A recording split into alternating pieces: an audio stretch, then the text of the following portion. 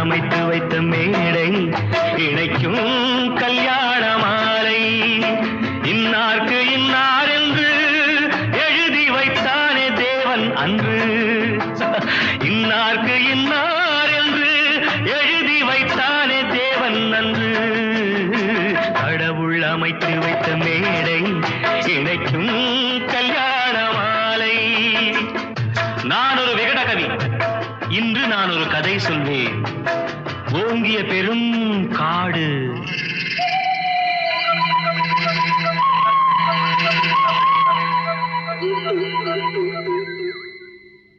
அதில் உயர்ந்தொரு ஆலமரம்.